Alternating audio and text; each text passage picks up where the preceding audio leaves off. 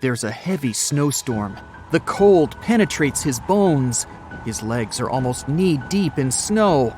Experienced hunter Joe LaBelle makes his way through the forest, covering his face from the headwind. Any other person would have already fallen and screamed in despair, but not Joe LaBelle. He can survive in any circumstances and always knows what to do. Right now, he's heading to one of the villages in the far north of Canada. This small settlement is located on Lake Anjikuni. The inhabitants of this village are Inuit, indigenous people of North America. Joe hasn't eaten or drunk for a long time. He needs a good sleep and a hot meal, which he hopes to get from the hospitable Inuits. Through trees and a white haze, he notices the silhouettes of tents. Smoke is coming from some houses. Joe will probably get there in time for lunch. He reaches the village, and at this moment, the wind calms down. The blizzard has ended. The hunter speeds up and goes toward the village, located along the frozen lake. It's strange, but there are no locals anywhere. Probably everyone is just sitting in their houses, waiting out the blizzard. "Hello!" Joe says loudly, but gets no response. Oh, great! Smoke is coming out of this tent. Joe knocks on the wall, but no one opens it. He knocks a few more times and goes inside. The little tent is empty. All things are in their places. There's a piece of cloth with needles and thread on the table. Firewood is smoldering in the fireplace. It seems that people have just left this place. Joe goes into the next tent and sees the same picture. All things are in their places, but there are no people. Joe walks past the tents and sees a pit where a bonfire once burned. There's a rope above it with the meat that the Inuit were cooking hanging on it. For some reason, they didn't eat it. Lake Anjikuni is part of a chain of waterways. Here, the Inuits fished and traded various goods. Usually, there are many people here, but now something has forced them to leave their homes. Why did they leave their things behind? And where did they go? There are no tracks around the village. All the sleds are in place. The Inuits have even left their dogs here, and dogs help them to hunt and ride sleighs.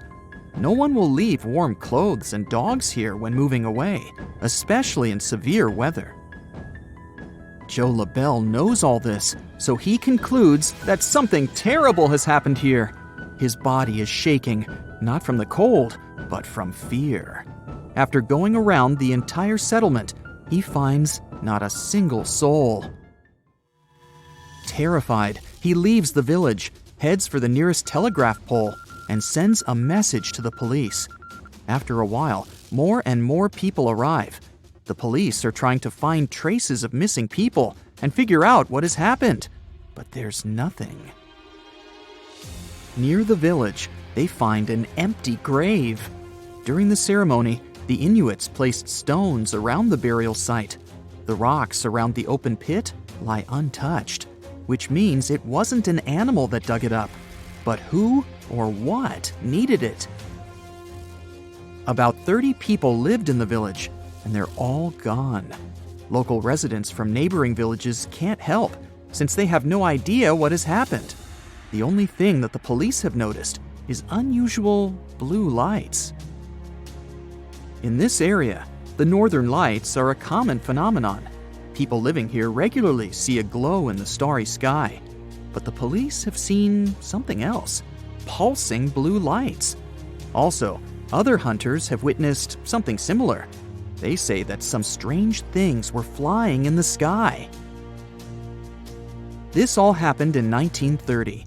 It's been almost 90 years since the disappearance of the village, and people have created a bunch of theories. The most popular of them is an attack of an extraterrestrial civilization. According to this theory, the blue lights in the sky that the locals and the police saw were spaceships.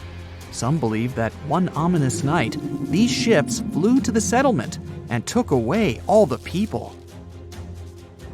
In addition to these sci-fi versions, there were also more realistic ones. Internet users have found out that Joe LaBelle didn't have a hunting license. maybe he wasn't a professional and made it all up. But at that time, many hunters didn't have a license, so Joe's words may be true. But if we try to find out where all this information came from, we'll see that the primary sources were books and some newspaper articles from the 30s. But none of them can confirm that the mysterious story of Lake Anjikuni is true. Perhaps this entire story was made up. Now let's leave the snows of Canada and head for the hot plains of India. In this big country, there's one sinister village where people also disappeared without a trace. This happened in the first half of the 19th century. Still, locals avoid this place even now because they believe that invisible evil forces live there. Let's check and find out what happened to the village of Kuldara. It's located in the district of Rajasthan. To get there, you can use a taxi to get to the nearest village or city. The village is located far from other settlements. It looks deserted. There are only ruins. It looks like archaeologists have recently dug this place out of the ground and left it here. But this is not an ancient city. The village was abandoned more than 200 years ago. But up to that point, this place had been thriving. Kuldara was a large village. Local people were mostly farmers. They sold their agricultural products. And then, one night, everything changed. People abandoned their homes and stuff and ran away from there. No one knows why they did it, and no one knows where they went. Nobody has ever seen the inhabitants of Kuldara again. Apart from tourists, almost no one comes here. The locals are sure that the village is cursed and is the center of paranormal activity. If you ask residents of other nearby towns or read the information on the internet, you'll learn a couple of legends about this place. One popular version says that people left this village because of a lack of water. However, this version doesn't explain why the residents did it overnight and left their things behind. According to another version, the villagers ran away to save the daughter of the Kuldara chief. One local ruler fell in love with her and wanted to marry her. He threatened the locals with grave consequences if the girl rejected him. The ruler gave them 1 day to make a decision. The residents disagreed with such a requirement. As a sign of solidarity, they decided to leave the village together with the chief and his daughter. But if this is true, why did no one else see these people? They must have escaped to another settlement. In addition, they needed their things on the way there. The stories of Kuldara and Lake Anjikuni have one thing in common. People left a comfortable and safe place for an unknown reason.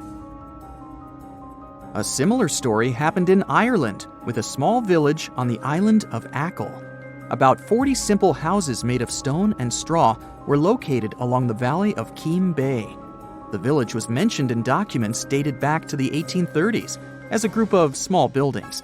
But today, there's practically nothing left of it, except pieces of walls and small mounds of ground.